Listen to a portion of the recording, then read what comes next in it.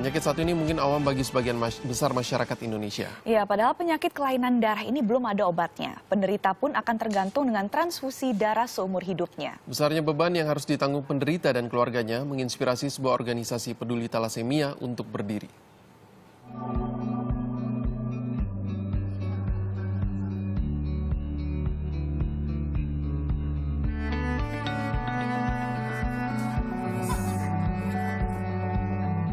Talasemia, penyakit satu ini mungkin asing di telinga Anda. Padahal pada banyak kasus, penderita talasemia tidak berhasil mencapai usia tua dan meninggal di bawah usia 25 tahun. Data dari Pusat Talasemia Departemen Ilmu Kesehatan Anak Rumah Sakit Cipto Mangunkusumo, sedikitnya 2.500 orang penderita talasemia lahir tiap tahun di Indonesia. Menjalani transfusi darah secara berkala seumur hidup mungkin bukanlah hal yang mudah. Inilah yang harus dijalani oleh para pengidap talasemia. Kurangnya pengetahuan masyarakat terhadap penyakit genetik ini membuat pengidapnya semakin bertambah setiap tahunnya. Bahkan kini, talasemia menjadi penyakit keturunan dengan pengidap terbanyak di dunia.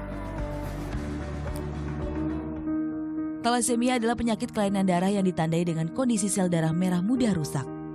Sel darah merah atau eritrosit biasanya dapat bertahan hingga 120 hari, namun eritrosit penderita berumur pendek hanya 10 hingga 30 hari saja.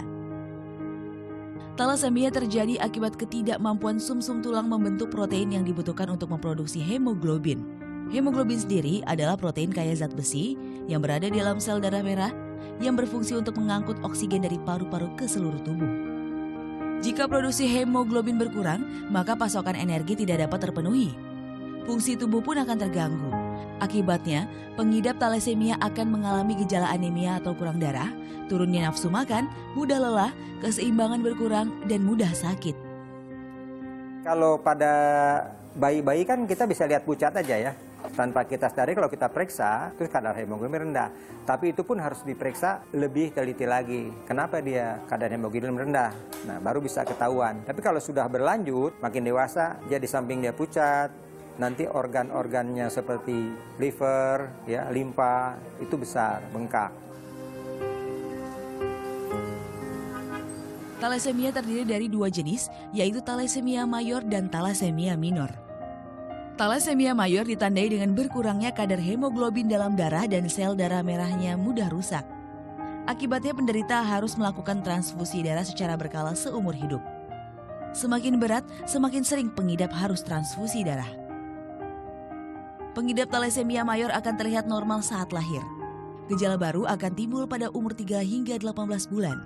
Selain anemia, akan muncul gejala lain yaitu fascias coli, yaitu bentuk wajah akan berubah, batang hidung masuk ke dalam, posisi mata menjauh satu sama lain, dan tulang pipi menonjol akibat sumsum tulang yang bekerja terlalu keras untuk mengatasi kurangnya hemoglobin. Nah, kalau kita sering transfusi darah, ya itu yang kita ini kan adalah penimbunan zat besi itu. Makanya kalau kita bisa lihat, kenapa kok pada hitam gitu kulitnya. Kemudian kenapa pada besar limpanya. Kita bisa lihat dari kita foto atau kita scan, kita lihat ada penimbunan zat besi di mana, di jantung, ya, di liver. Sedang talasemia minor, pengidapnya hanya membawa gen penyakit talasemia atau carrier. Pengidapnya dapat hidup normal tanpa harus melakukan transfusi darah. Ya, penyakit talasemia adalah penyakit yang sama sekali tidak menular. Penyakit ini murni penyakit genetik yang diturunkan oleh orang tuanya. Jadi semua pengidap talasemia bisa bebas berinteraksi dengan orang sekitarnya. Yuk, main apa lagi kita? Apa nih? Saat ini pengobatan talasemia di Indonesia masih dalam bentuk transfusi darah saja. Namun seringnya melakukan transfusi darah mengakibatkan penimbunan zat besi. Akibatnya kulit jadi menghitam. Anak-anak pengidap talasemia pun harus menyuntikkan desferal, yaitu cairan yang akan membantu mengeluarkan zat besi yang menumpuk lewat urin setiap harinya.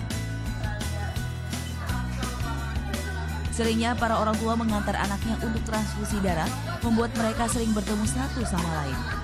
Dari pertemuan itulah, Perhimpunan Orang Tua Penderita Talasemia Indonesia, POPTI, terbentuk.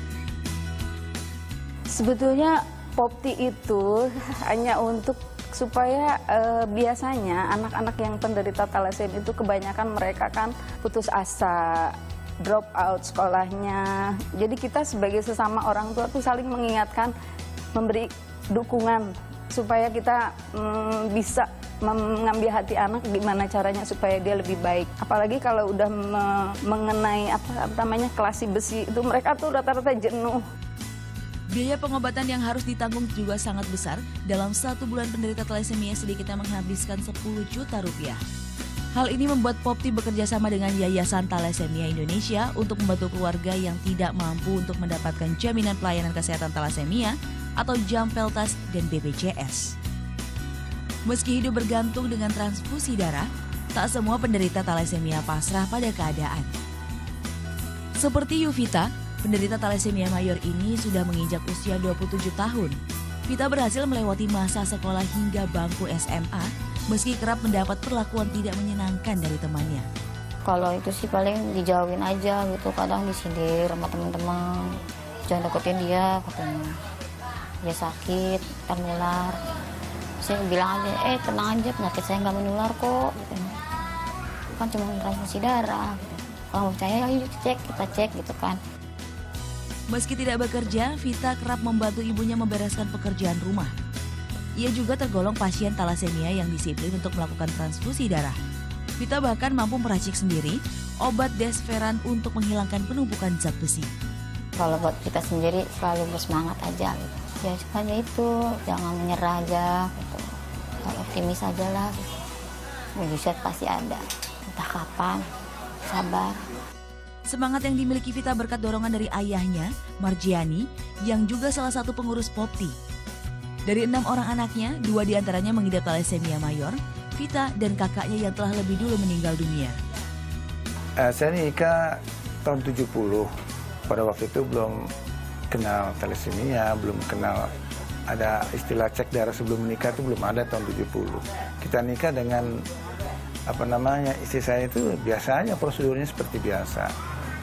Dan katanya kalau thalassemia keturunan, ada dari saudara, padahal antara saya dan istri saya beda gitu.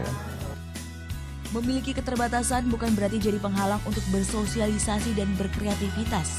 Meski berat, mereka memilih untuk tetap bahagia dan menatap masa depan dengan kepala tegak. Delviana Azari, Nugrahanto Margo melaporkan untuk NET.